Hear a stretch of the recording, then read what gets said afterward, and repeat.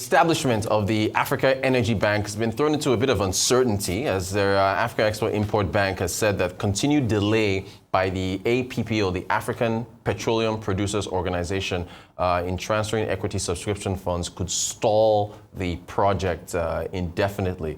That seems to be at the heart of what's going on. There was a letter that was sent to the APPO Secretary General, Dr. Omar Farouk, with the African Export Bank said APPO's position that funds would only be moved after a launch date, headquarters selected, and appointment of a president risked derailing the bank's formation. Let's get into that with Arise Business Analyst Chika Mbonu, who joins us to discuss. Welcome to the show, sir. Good to see you again. Hi, Roof. I'm fine. How are you today? Fine, thank you. Fine, thank you. So yeah, what do you make of this? The African Energy Bank. Yes, this update here. The African Energy Bank, this is the way we normally do in a program. Set the foundation. Let's have the foundation. Is a multilateral financial institution. Yeah.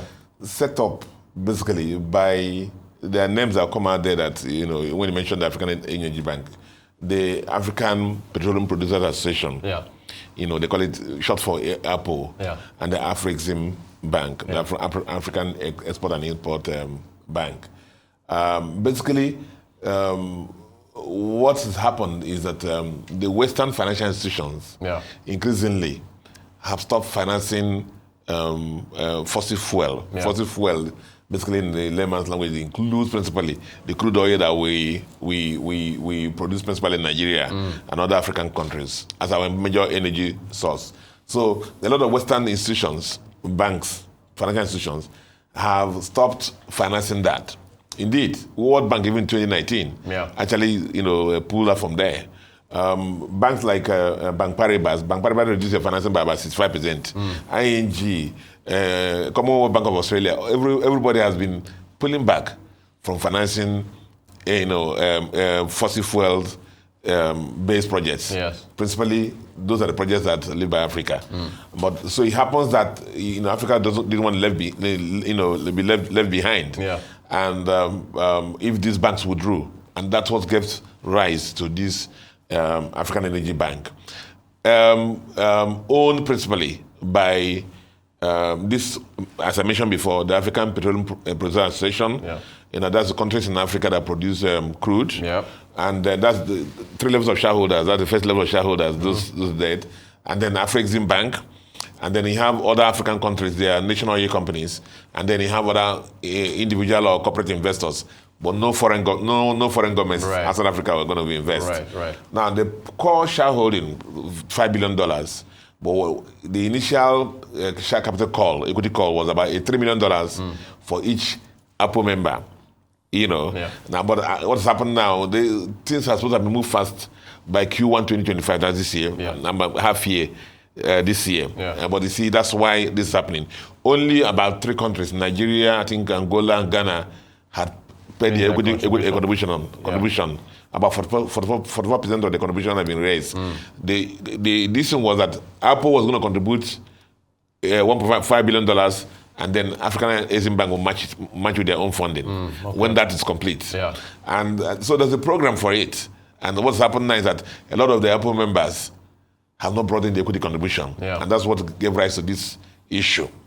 And it's not due to any reason. But African is saying, see guys, we agreed on a work plan. Right.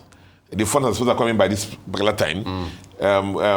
Bank takeoff would have been Q1 and between Q1 and H1. Yeah.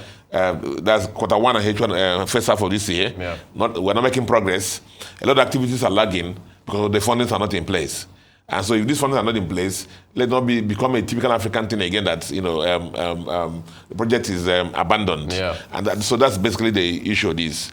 So what important is the fact that African energy, we're African division in African energy. Of course. So that's very important for this to happen. And that's why this is become necessary. Western banks have stopped financing, substantially reduced their financing of fossil fuel projects in Africa, especially. And then Africa wants to help Africa. And that's why the project has So we're looking within. We're looking within to come in. Well, I hope they sort out this matter. Thank you. Chika, another matter, of course, is aviation. I wish. Well, I mean, we don't have much time. Yeah. But let me make it briefly. I'm happy that I know there's a press release by the Minister of Aviation, who is an SAN himself. Yep. Festus Kayamo.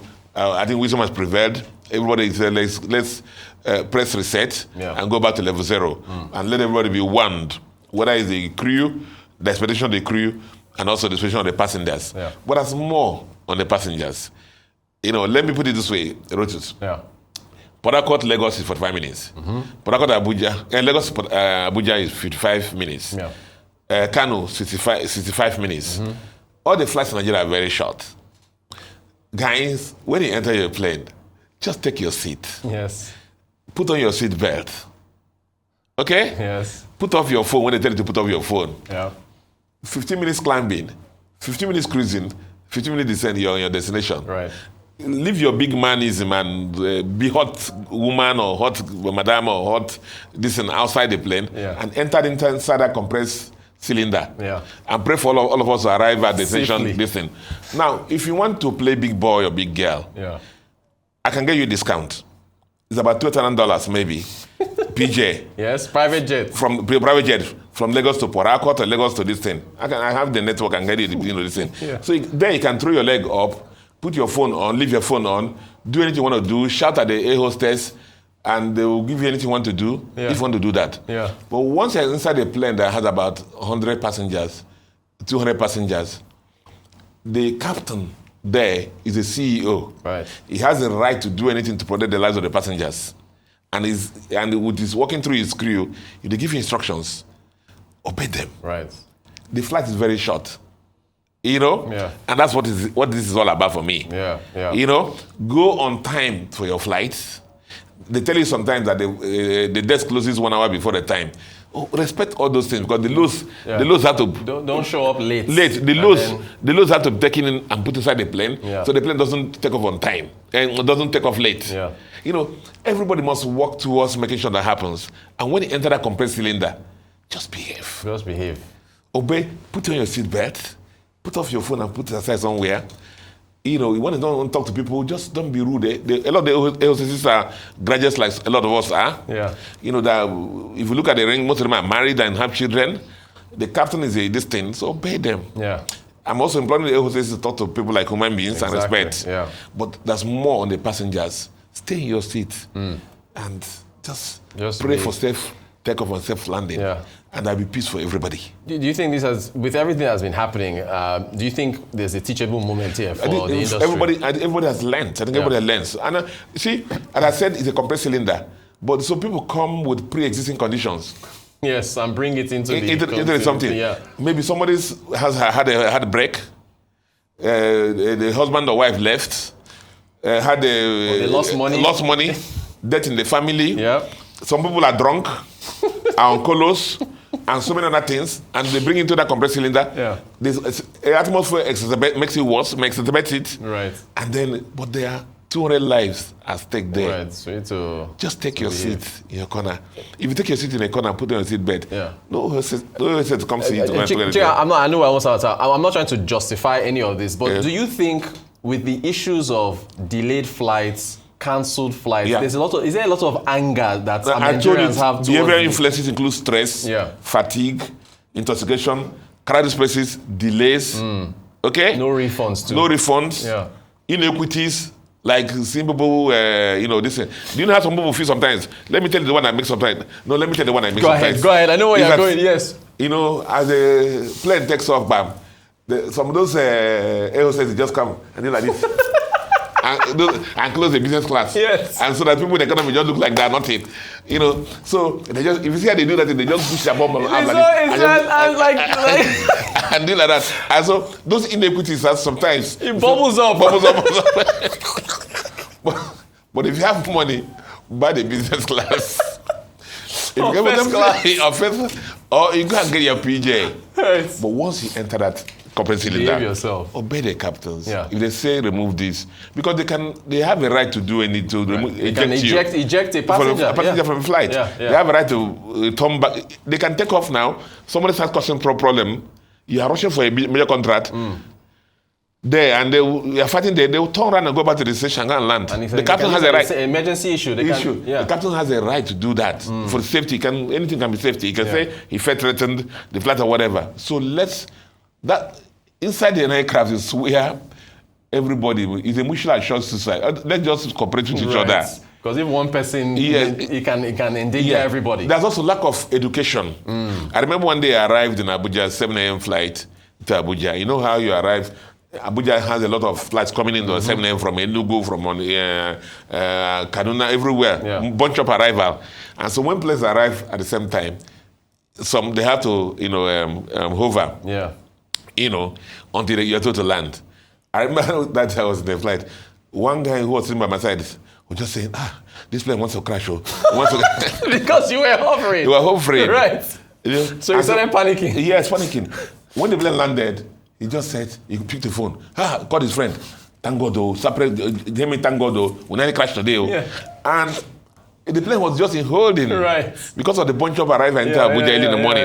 There's so many 7 a.m. flights. So there's this issue of lack of education, lack of awareness, and also the fear of flying. Right. Fear, Nigeria has had bad plane accidents. Right. And even though aviation is the safest. The safest form of travel. Traveling by car is more unsafe, Nigeria, the aviation pilot, the AON know I'm their friend, but they have a lot to do. Yes. On-time departure, on-time arrival. Some of their staff are very saucy and rude. And some of the airlines now that they book 5 a.m. flights, remember those bank advertisements those days? That you need to carry mat to go to the airport. To sleep. You have a flight of 10 a.m. in the morning. You won't leave to 10 p.m. in the night. So you have to carry mat to the airport. So some of these airlines. And no apologies. People are, so... No compensation. No compensation. Because aviation is supposed to be point to point, quick travel. That's why it's expensive.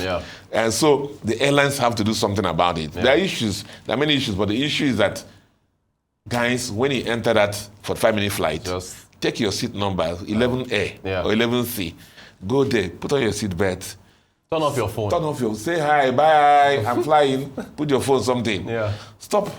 They tell you in Nigeria, abroad these days you can even fly with your phone on or whatever. No fly mode. But Nigeria, they tell you, put off your phone. That no fly mode is not acceptable. So telling the air hostess that my phone is no fly mode. It doesn't work. Turn it off. You have to turn it off. In Nigeria, you must turn it off. No fly mode. So this education is very important. And the air hostess should stop talking down passengers. They look at sometimes, because especially those in economy, they just you see the glee in them when they're closing the curtain. The glee in them, like these people got you. Poor men and women. Public service announcement there from Arise Business Analyst Chika Mbonu. Very, very well said. And I hope we all take the message and see how this unfolds. Thank you so much for your time. Thank you.